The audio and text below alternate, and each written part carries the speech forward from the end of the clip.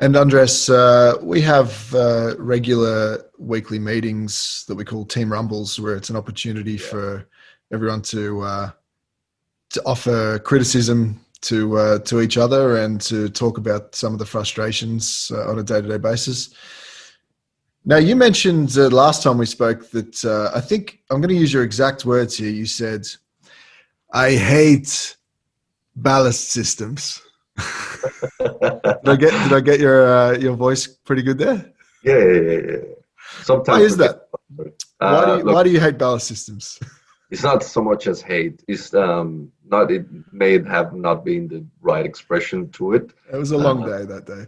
You it was a think? long day, and sometimes you're flustered, and you get frustrated. There's the friction in your head, and then you seek those words.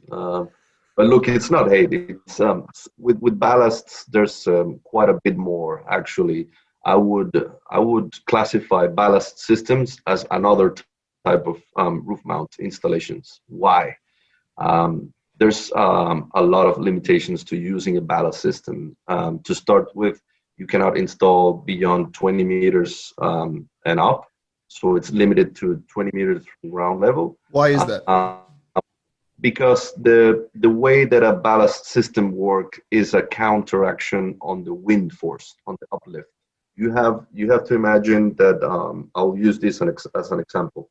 So when you have a building and you install on top, you have the uplift force from the wind that will create suction on those systems. So the ballast will keep that weight down using concrete blocks or any element that could just provide a mass weight. And so 20 meters high is actually the limit that we can guarantee that a structure will hold up the structural integrity. Also, we have to keep in mind something, that when we use ballast systems, we add weight to a structure that sometimes was not designed to absorb that excess weight and that extra load that we put onto. So yeah, that's why sometimes I get emotional with ballasts. Let's not say another word. No, they are quite difficult. I mean, the good thing is they're not that common in Australia as opposed to places like Europe. But I suppose in Europe you don't have so much of the challenges because the buildings were generally the structures were built a little bit more robust and can hold the weight. And so I guess what you're saying is 20 meters as being the maximum height. I mean, it's not completely accurate, but it's accurate in most cases, right? And I think the two reasons for that are, one, what you mentioned, which is how much ballast is required simply to hold those panels on the roof. Can the building itself, accommodate that much ballast? And even if the building can the systems that we design, the way that we've designed them, which is basically a system that is held down by ballast, can that system accommodate that much ballast that is required above 20 meters without basically building up a stack of bricks between each row and blocking the light that gets onto the That's rows also behind? the shading factor. Yeah. So I worked with Gesa, who's our engineering service manager. Mm-hmm.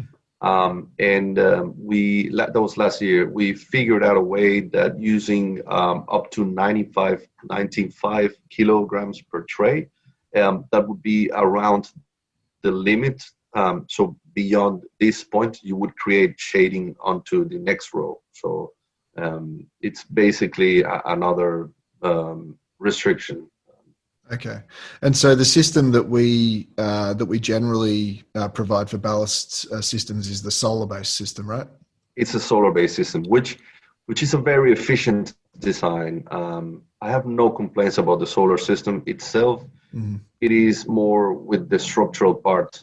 No one likes when you suddenly call them and say, look, it works, but you have to add 5 tons of concrete on the roof.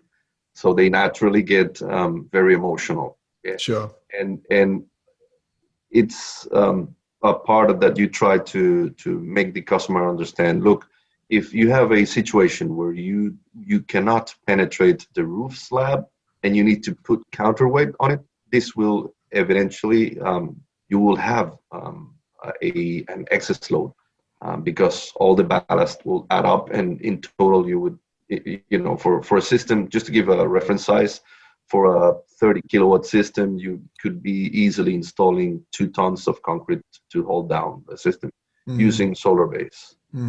Okay. And so for the viewers, I'll put a link down in the description for anybody who wants to check out the solar-based system, and also a link to where you can find our distributors in case you're looking at purchasing that, just so that we can send a few more ballast systems your way. What do you reckon? Look, I would really like to give more credit to the product. I think I just spoke the bad things. Now let's talk about the good things. Look, it's the easiest and most practical system to install. You can install it yourself in 10-15 minutes. It's literally placing trays and rows of systems, and it's a gridlock system. So actually gives more structural integrity because you're installing a grid. It's connected one to another. So installers will absolutely love it because it's not such a challenge. And in terms of installation time, I would say that it's quite much less than what you would normally take with when you have to do a penetration or